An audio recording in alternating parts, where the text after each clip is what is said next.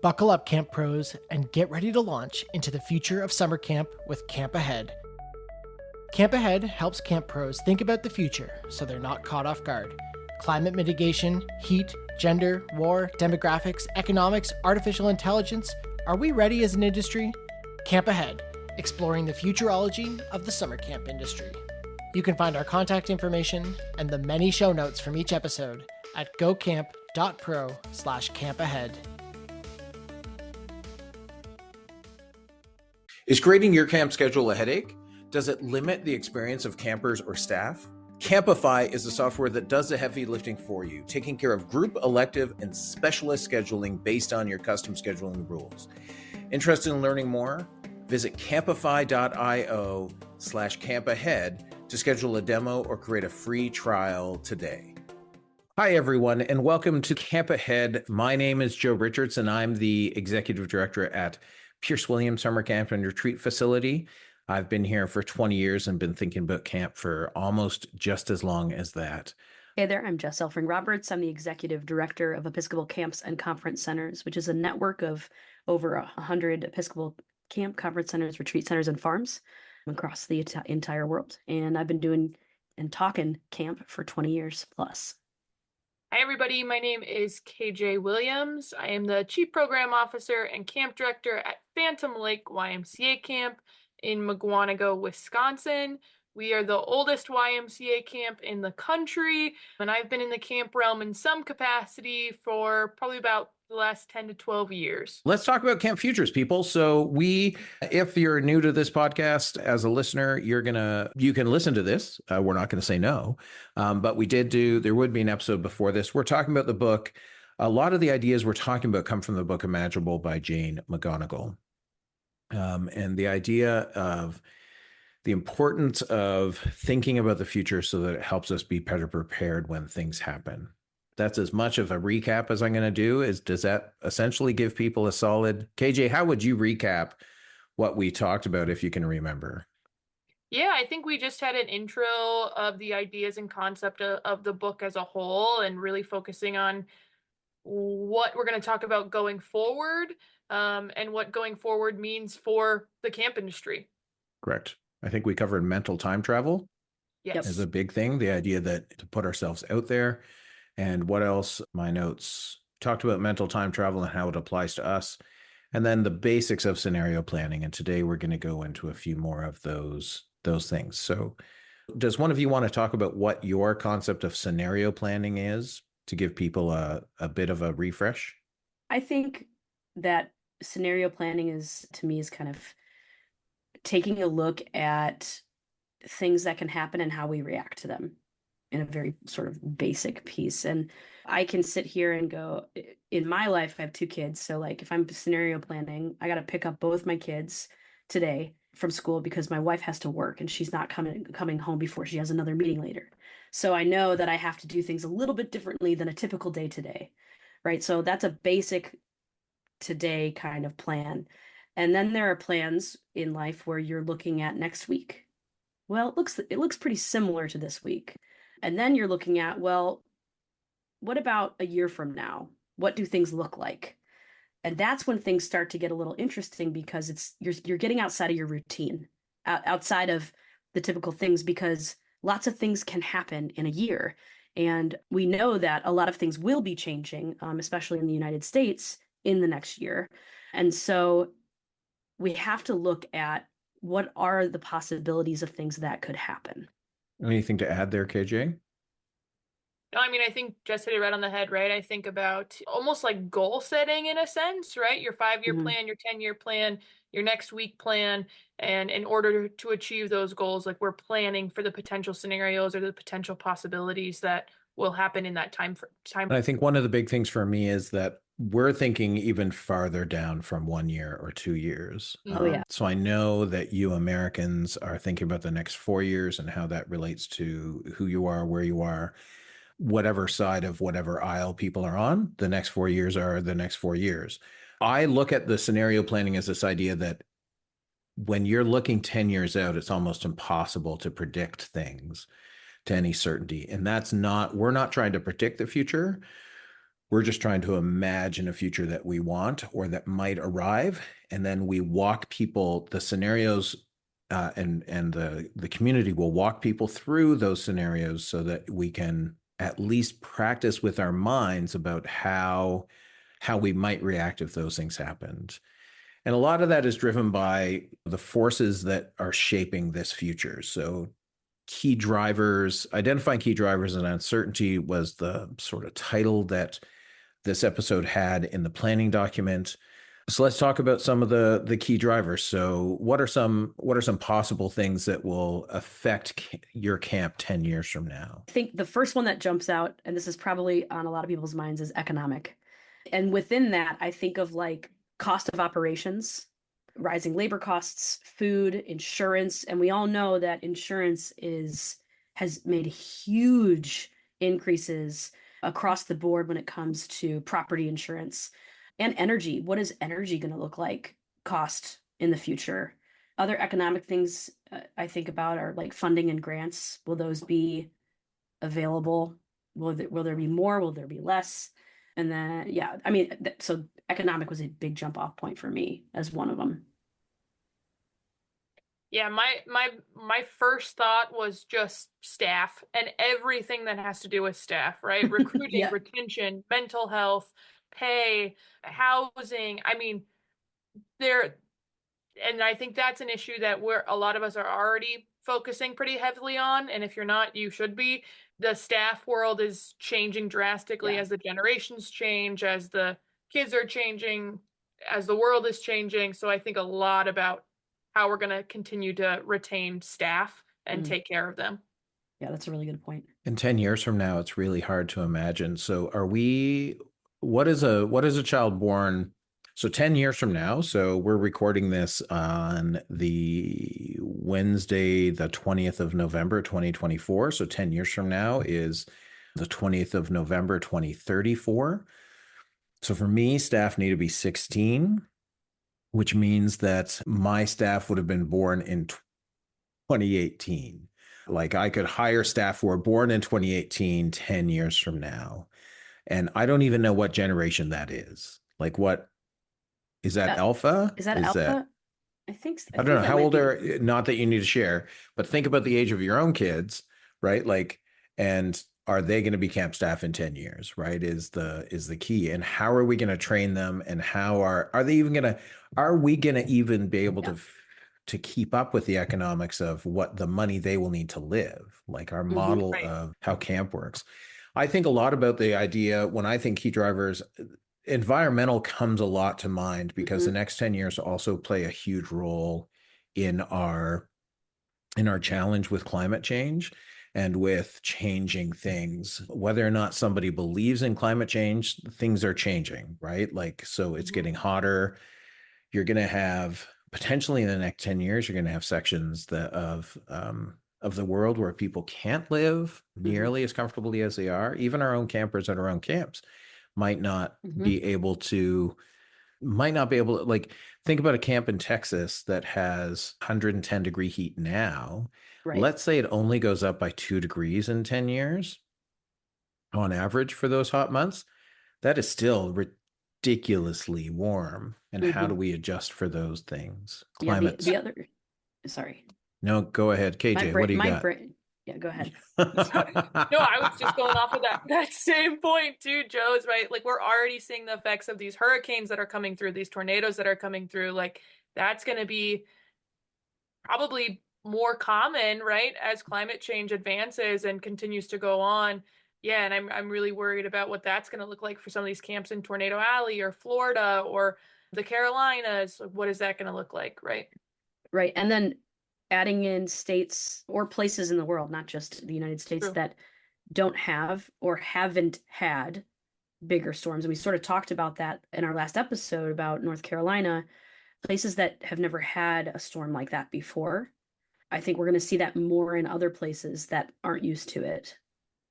Yeah, and I don't think, and that's the hard part about shifting climate and the earth just shifting around us, because what happens is we don't know how it's going to react. UCLA is doing a heat study, or was when I interviewed with them, and I was giving them perspective of heat on summer camp.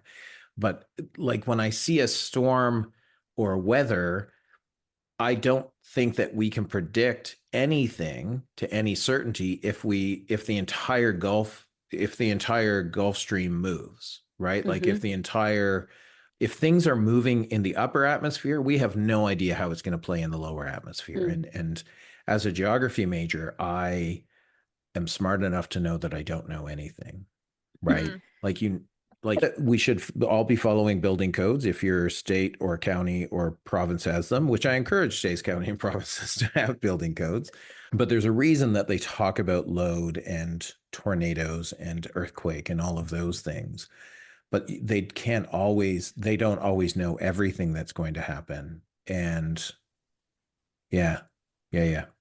So environmental is one of mine that I think about. The other one that popped up for me was technology. And I think that there's so many scenarios that you could even take from that, both positive and negative, for future planning as well. Technology is a huge one. KJ, as someone who's grown up with technology, what are some of the things that... Please speak for everybody. Thank you. Thank you. So, as a reference, I am firmly in the middle of Gen X, just so we're all on the same page here. And when I talk about someone who's grown up with technology, I'm not throwing KJ under the bus. What I'm saying I'm also a millennial, so... Yes, but you grew up only with technology, meaning that I did. As a Gen Xer, there was a whole time before technology, right? Like that I can if cellular service went out now, I would just be like, oh, this is like the 1980s. For the record, as a geriatric millennial, I grew up without a cell phone. I remember when we got internet in our house, and I was in 8th grade. And so it's really interesting to go from my childhood pre-technology to having AOL Instant Messenger and getting my first email account. But it's interesting to be in that mix of having memories of not coming home till the sun went down to talking to people on chat or whatnot.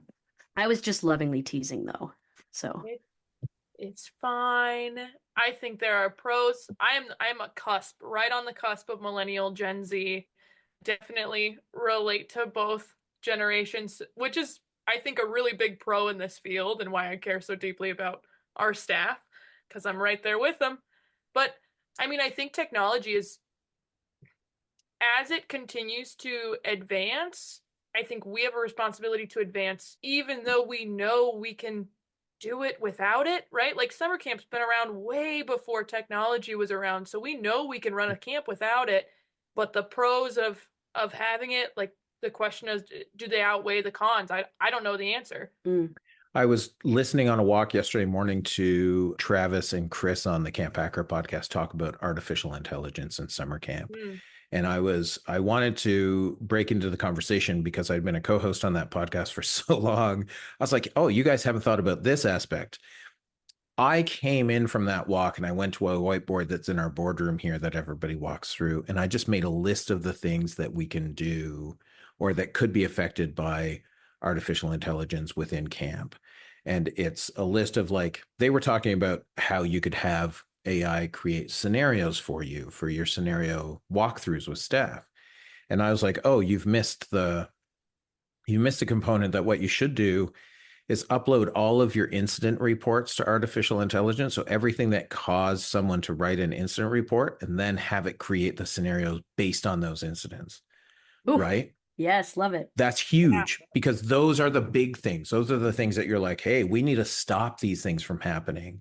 And it's a fascinating, and I think technology is one of those things that 10 years ago, so 2014, we were just moving into cloud-based things, right? Like technology wasn't good enough to have solely a Google Drive or solely this. People still stored a whole bunch of stuff on the computer, and APIs, application protocol interfaces, where we can two programs can talk to each other, didn't exist 10 years ago in the same sense that they do now. Somebody might argue that they did exist. I'm not here to argue that. I'm just saying in the same sense that they do now, where I can have I can have two programs talk to each other and pull data and correlate that data. There's also this idea of, so technology is a great one. There's the ideas of the social drivers as the world changes around us. So be that with national. So what are some social drivers? I think of a lack of, so social covers a whole bunch of stuff, just so we're all on the same page. Decrease in population, so demographics is social. Migration and immigration are social. The changing landscape of the LGBTQIA2+ is also part of this social framework, especially now that so many people are more comfortable talking about it and discussing it. What are some other social things that you two might think of? I was just going to add to not only just the queer community, but also I think of equity and inclusion. So I'm thinking about BIPOC campers and leaders, raising them up and becoming, people talk about camp being this magical place where everybody's welcome. But if you look at statistics, what are we doing to actually, just saying you're welcome here and having the door open doesn't actually bring people in, right? And so and now I'm moving forward into like, what do you do when you pick the key driver and how do you, but I think we can even push equity and inclusion even further when it comes to social. I mean, my big thought was mental health. I mean, we already see this now, right? We already see it in a post-pandemic world. We saw it in a pre-pandemic world too, but it's advancing, I think, in the post-pandemic world, and it's becoming less stigmatized. So people are talking about it more. And I think that's only going to continue to increase as we move forward. Do you think that, like, and that's the thing, this is where my mind goes to a future that we can't predict. Will obesity be obliterated in 10 years because of the new weight loss drugs, right? So will some discovery happen that would help lessen the burden of mental health on the people that suffer from it and society as a whole? What do we not, like, how will these things play out socially as we go forward? Yeah, what new strain of COVID is going to happen? What's the next pandemic? What's the next pandemic? So I wanted to sort of recap just a little bit. Yeah. So we talked in the first episode of kind of like the basics, and today we kind of jumped in, but if we're talking about future scenario planning, the first thing you do is you look at the things. So key drivers, like you said, are these things that can shape your camp industry. So when you're thinking about what can shape your camp specifically, so that's when we started coming up with these ideas of like economic, environmental, social, technology. So what we're doing now is we're just spitballing ideas of things that came to our mind that could affect the future of our camps. And so from there, we made this list. And so if you at home are kind of listening, you could start thinking about this in the same way in your own, even if it's not a camp, in your own nonprofit or your own place. So just to kind of like see where we're going to be going with this, you've got your key drivers, and then we move into the next phase of it. And I think it's important to note, like, we don't know the answers. We have no idea, right? And I'm sitting here and I'm like, man, I wish I knew the answers to all of these things, but we have no idea. And so I think another purpose and goal of this podcast and this conversation is to just have that conversation and bounce off of each other and work together, like the camp community is really good at doing, to do this scenario planning and come up with ideas or concepts even. Yeah, and I love that. Yeah. I think it's a really important point, KJ, the fact that, like, when you read, if I recommend people to read the book or listen to the book, one of the things that is covered is this idea that we're not predicting a future, we're imagining a future. And then you can start to shape the future you want to come true. So your own camp can start to do things that help it get to a future that you see your camp at. Now, there are we threw out a whole bunch of stuff there at the beginning, right? Like, and there's other uncertainties, things like regulatory changes and behavioral shifts. And as we mentioned, technology disruptions. Like, these are things that are going to happen that there's no predicting. And I want to make sure people are really clear on this, that we're not predicting anything. We're just trying to help people understand that these things are possible and how to help their mind react as we go forward. Does that make sense? Yeah. Yeah, absolutely.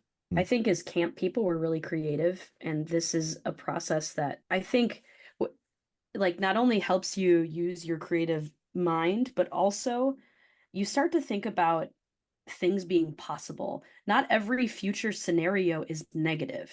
And I think sometimes we jump to the negative, but what happens if the next day someone passes away and gives a gift to your camp of $500,000?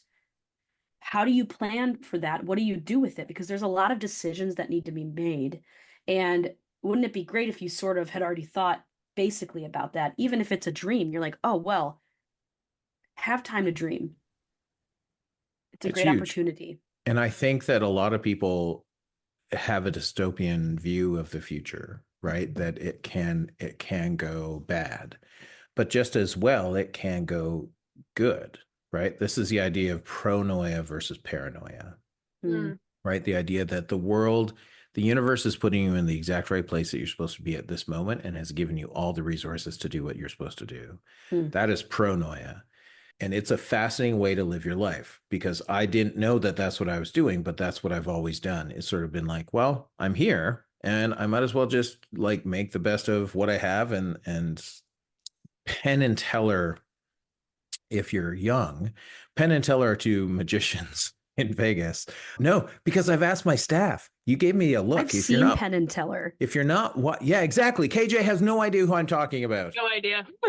So I have also seen Penn and Teller, and I was just watching a video with Penn on YouTube at lunch today. Anyway, Penn and Teller are world famous magicians who have a show in Vegas and have for like decades. But Teller on stage doesn't speak, but in real life he can certainly speak. But the quote, and I'm paraphrasing, is that for the most part, he has set his life up. He talks about a happiness horizon, right? Like where a horizon is, and everything above that is happiness, and everything below that is sadness. And he's like, I've just set my horizon at the correct line where most of my life is happy. And I think for future scenario, when we're thinking and imagining things, and that's why the name of the book is Imaginable, right? When we're thinking that, what we're trying to do is to help us, because hey, let's get this straight. I'm not doing this for the people out there. I'm doing this for me. And I've gathered a couple of people, and we'll create a community around this to help me understand more, because we teach best what we need to learn most. Right. Is a phrasing that I've often heard. And I need to understand this. And I need to think about Pierce Williams in 10 years from now and how things, so the day I retire, right? Like, what's that look like if that's 10 years from now? Which is close, but yeah, it's fascinating. Summer camp directors, listen up. What if I told you there was a magical tool that could transform your camp scheduling chaos into a breeze? Introducing Campify, a camp scheduling platform making scheduling as fun as camp itself. Before you hit skip, hear us out. Campify isn't just another app, it's your new secret weapon to conquer scheduling chaos. Camps across North America wish they tried it sooner, and none would ever go back to scheduling the old-fashioned way. Every camp is unique, and it has its own special quirks. Campify gets that, and it works and thinks for you. It builds schedules based on rules that you set, and Campify offers much more than group scheduling. Campify's elective module gives campers personalized schedules. Say goodbye to last-minute changes causing scrambling and confusion. Campify's staff mobile app updates schedules in real time. Your time is valuable. Let Campify save you hours and make the scheduling effortless. Bring your camp into the future and discover the smarter way to schedule. Visit campify.io/campahead to schedule a demo. Create a free trial and claim 10% off your first year's license. is there a possibility to counteract all of these negative possibilities by throwing out some potential positive future scenarios that could also happen? That way we have those on our mind as well. Yes. Yeah, for Yeah. sure. Absolutely. Woo! Okay, great. Let's do some positive future scenario. It's not future scenarios, some possible key drivers that are positive. Yes. Unlimited energy that is free to use. There's a whole bunch of research being done on fusion technology right now, more so than any other time in human history, and it's looking positive. Unlimited free energy. Mm. You save all that money from your energy bills. There's a lot of studies and research being done right now about the impact of camp in people's lives, like new ones. And I think, I mean, we all know in the camp world how big of an positive impact camp can make on people's lives. But I think a lot of this information and information coming out about being outside is going to help drive camp in a different way than it has for this generation. I have one of the best, probably willing to say, best grant writers in the game. She's so good at what she does on my team. And the amount of grants and funding that exist for the diversity, equity, inclusion world in camping are huge. There's so many of them. And so that's very promising for me.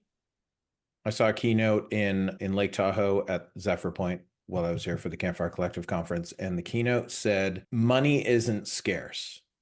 Mhm. Vision is scarce. Money follows vision. And I was like, then I should not have an issue. This should all go just fine. Yep. Yeah. Well, and I think with money, I think a potential future of philanthropic giving, the resurgence of that happening could be a huge gain. Well, and I think the idea of, I saw an illustration this morning about what is the difference between a million, a billion, and a trillion. And I'm like, a billionaire could give me $1 million and not even notice it was missing, right? Like that's the reality. And I think that if something like Warren Buffett and the billionaires' commitment to give away their wealth, right? If we figure out how to tap into those and get that to the people who need it, I think that's another positive thing that could shape all of our futures. I don't want to gloss over, Jess, earlier you talked about like the value of outdoors. That research is long. So camp specific is probably 15 years in where we've had some really serious research done on it. There's much more being done now. Yep. But also the idea of the benefits of nature, which is something that has extended back into the 80s, right? That if you have a view from a hospital window that involves nature, you heal faster than if you have a view that doesn't involve nature. And this is one of the benefits I have as I live and work at camp. I'm looking out the window at nature as we speak, which is, I think we need more and more people to do that. Yeah, I tell you how often my office is in the basement of my house. How often I leave my house to go work because, I mean, I live in Chicago, so there's actually a ton of nature, but I have to get creative. But just being outside makes a huge difference. There's some really great research about literally being in a forest and taking a deep breath and the bacteria that gets in your body that helps you. I mean, I know that research has been around, and I think we're getting even more done to show how important it is to be connecting to nature. It's the idea of forest bathing, which is a Japanese practice that doctors, if you haven't heard of forest bathing, we are not naked when we do forest bathing. In your own private world, you could be, that's your own thing. But the essence of forest bathing is that putting people in the woods with no set expectation or time and just letting them wander is so beneficial, not just for their mental health, but for their physical health, that doctors in Japan actually prescribe it, right? Prescribe time in the woods. And I'm like, that's awesome. And reminds me why I should go walking in our woods more. Oh, I love that. One of the other things I was thinking is a shift towards experiential learning. So I've noticed a lot more forestry schools and those kind of values of doing things sort of outside and like hands-on in nature. And they've been doing those around the world for years. it'd be interesting to see if there's a gradual shift. What would that look like if all of the camps had some sort of forestry or outdoor school that was either intergenerational based or was partnered with a local school? Are these positive enough for you, KJ? Yeah, these are great. I'm just taking it all in. I think the biggest factor is community, right? I think that our generations, I think people in general, I think kids like are striving for community. I think in the post election world in the US, like people are striving for community, and camp does that, if probably the best, right? Out of many organizations. And I think from a perspective of community, it's also that learning from people who and cultures that already get this, right? So we have started a journey to build a relationship with a local Indigenous group who is using our facility. And we've offered it at no cost to them because that's the least I can do. I don't know, right? Like, I'm like, great, it's in December. I'm not going to make money that week anyway. If I can start building this relationship and see where that goes. I think that positive thinking wise, I think that community is, and being in person with each other is so different than being on Zoom with each other, right? The three of us in a room together recording a podcast would be a very different thing than the three of us doing it from three different places across North America. So there is lots of positive. Anything else on that? Sense of hope, everyone. I appreciate it. I think too, like when you are doing future scenario planning for whatever it is, you should do a mix of both, and things that might have positive and might have challenging things that come up for you. Well, and this is the key. Like when you look at environment, it's getting warmer for us, which is great, right? Maybe no snow. I might like no snow. I love snow. And I'm not saying I don't like snow, but it's this idea of how you go about looking at, and this is pronoia versus paranoia, I hear you. right? Like how you go about, but it is all the view of the glass. Is it half full or is the glass half empty? Those are the things. As we work through identifying key drivers and uncertainties, there's a lot. And once again, I think KJ, you helped with this, right? That the uncertainty and the key drivers don't have to be negative. Those are just things that are going to shape a future that we want. So when we imagine 10 years out and when we get into developing scenarios in the next episode, we need to take all of these things into account, because what is the future you want to see for your own camp, right? What is 10 years out? Just talked about the idea of like, what if somebody gives you $1 million as a camp facility? And many years ago, there was a YMCA consultant named Gary Forrester who wrote an article in the camping magazine, and I read it every year for a number of years. I would just reread the same article. And essentially he said, most camps aren't ready for $1 million donation because what happens is they don't have a plan. And because they don't have a plan, they get an idea. And the idea is, let's build this building for $1 million. And then, this is really paraphrasing, but then they they get a building design, they do it, they realize, oh, we're going to go over budget, so it's going to be $1.1 million. So what we can fundraise for the $100,000 extra. And then they do, but the problem is they've put no money away for the upkeep of that building over its lifetime. And so this is the idea of scenario planning is like planning to get the $1 million donation, whether you know it's going to come or not, right? Like, so that when it happens, you have a much better sense of, oh, here are the steps we should take. We should put a quarter of this away and not touch it, so that that's the upkeep on a building. If we're building a building, the upkeep for the life of that building. If I'm going to build a $5 million eat, sleep, meet 50-person hotel style accommodation building, I'm going to want somewhere between $500,000 and $1 million extra to accommodate the next 20 or 30 years of the life of that building and the maintenance, so that it never becomes a burden on the operational cost of the organization. And I think that's a great example of scenario planning. So we're planning a scenario as what if, right? What if you get a donation, or what if you decide to build this building, and how do you plan around it? And how's it going to affect your operations? Well, that's awesome. Yeah. And It's a if different you'd way like to to think about give, it. if you'd like to give that $1 million, my email is chess@episcopalccc.org. Yeah. Well, and this is the key. The easiest way to research some of these things for your own camp, I would think the first thing I would do in today's world is I would put a bunch of these things into for trend analysis and look at who your stakeholders are. And then I would ask some AI, be it ChatGPT or whatnot, to sort of help me with research for my local community and my local facility and what that might look like. But like, do you know who your major stakeholders are for your facilities?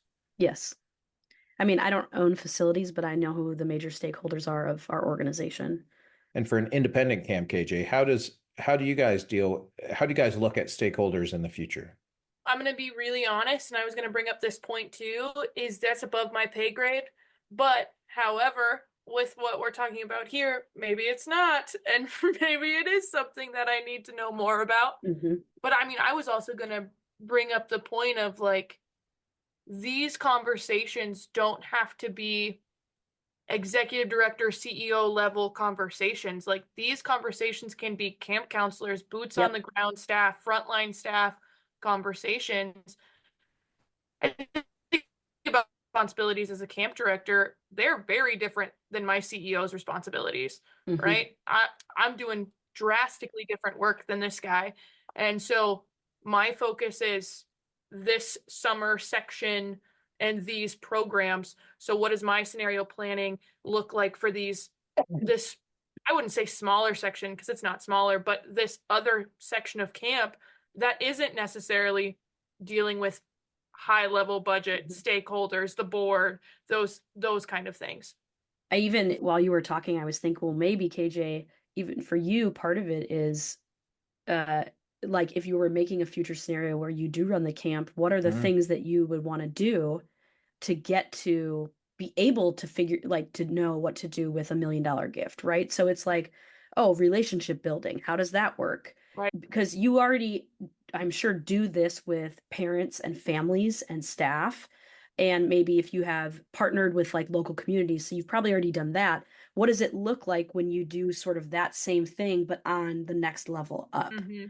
Right? Because it's very similar in a sense, but a lot of it is knowing who are the major stakeholders, Right. and how do I get introduced to them, or who connects me, and then what does that look like? Right. And how do you start those relationships now when you're in your position? Because 10 years from now, when you might be in a very different position, then you're ready for the strange questions or the big gifts or right. And the thing with scenario planning and with different levels, you can play once we've created something, we can play it with all levels because you're going to get different things back from different people, right? They're going to think about how it relates to them differently. If we had, I was thinking about it today, the sun, as I'm looking, the sun has come out finally. It was foggy here all day up until like 20 minutes ago.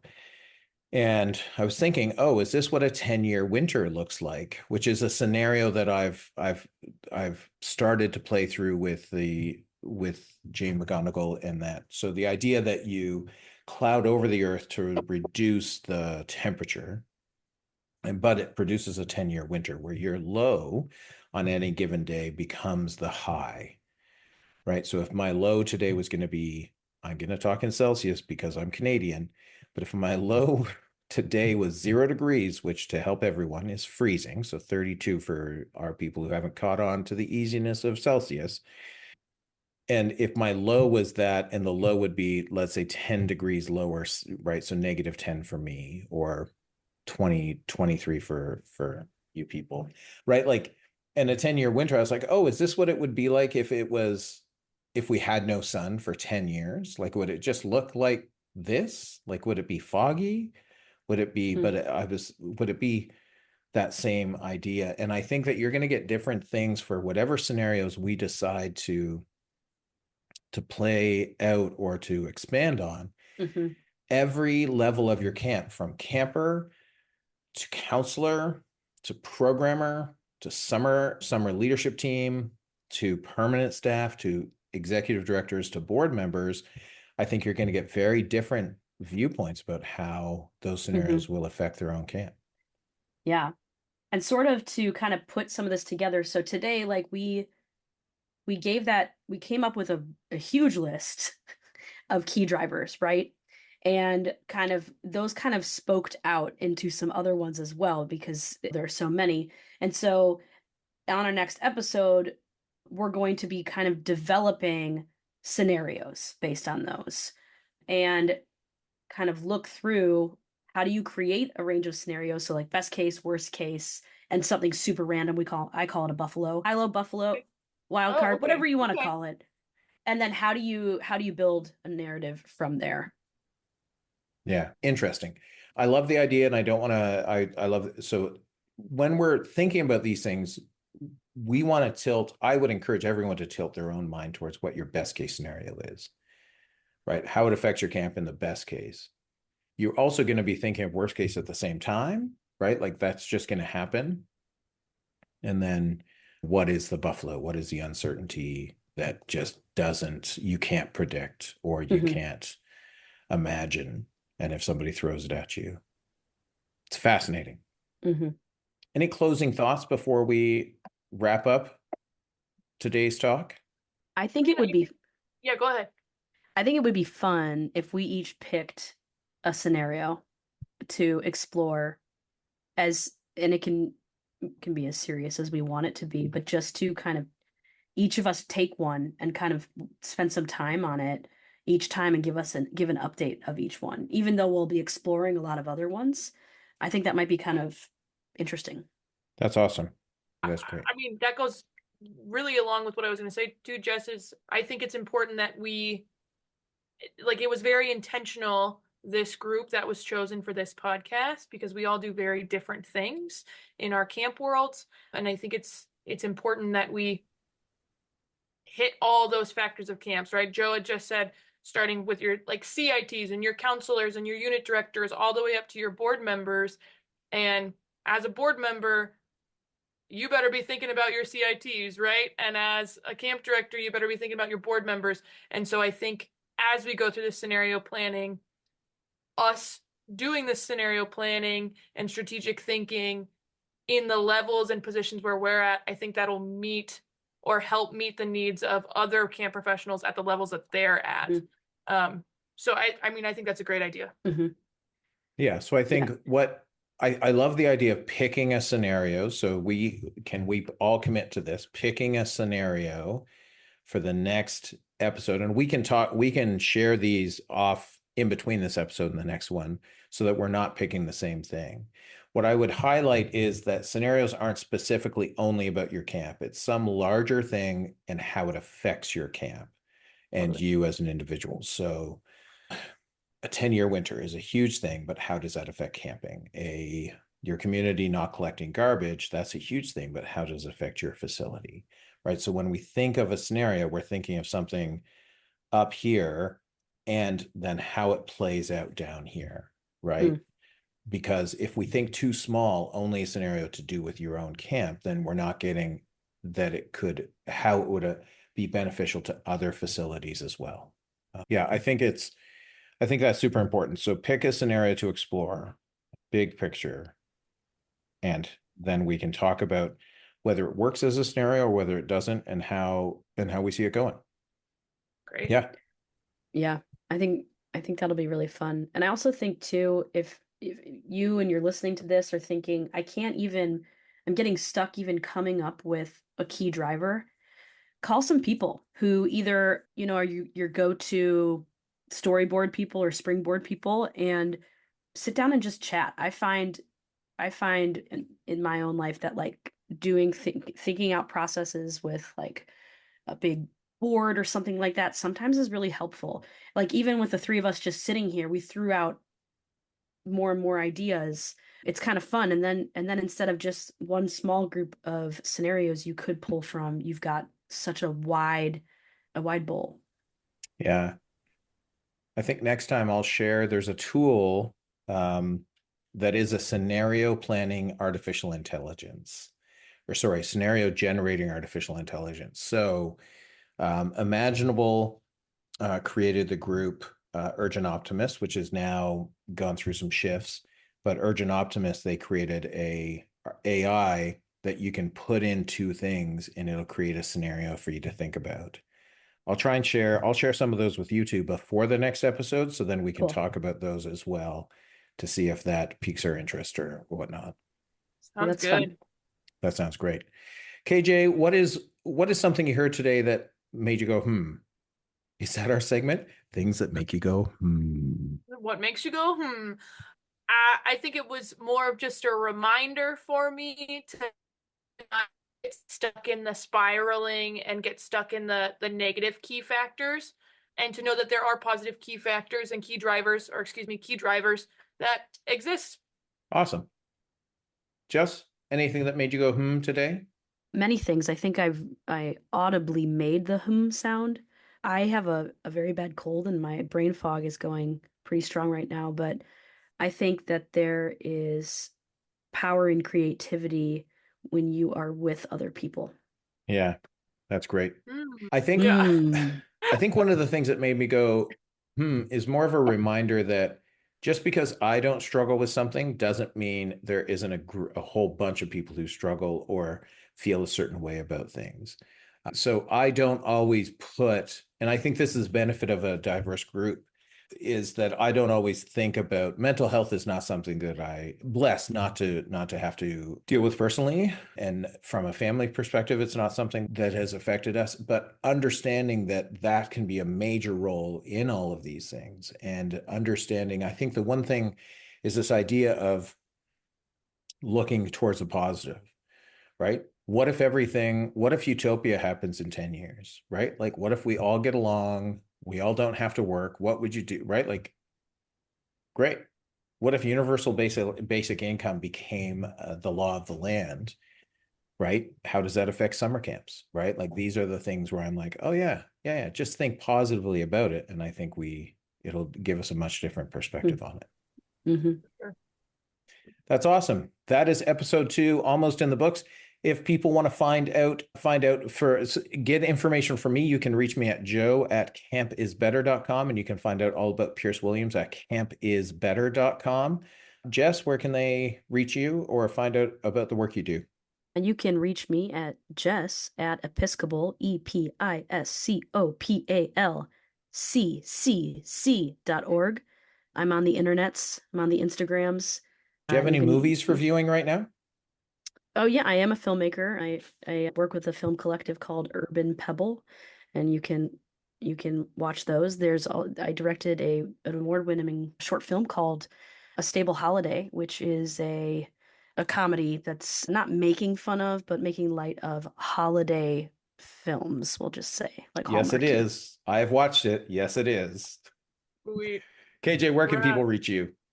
Yeah, you can email me at kj@phantomlakeymca.org, and you can find us on all the socials. Phantom Lake YMCA Camp, phantomlakeymca.org is our website, and we're everywhere on the socials.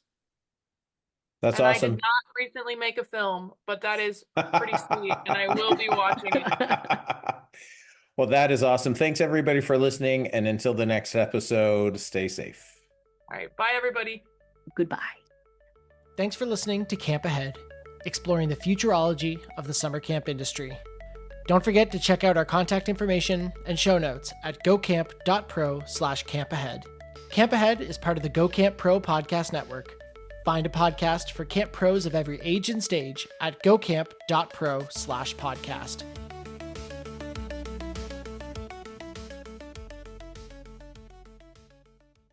Hey Camp Pros, we love that our industry is built on sharing. In order to foster that spirit, we ask that whenever you get something great from a conference session, one of these podcasts, from the Camp Pros group on Facebook, wherever else, that you give credit where credit is due. That way, people can feel comfortable about sharing their best practices and continue to make all of our camps better. Thanks so much.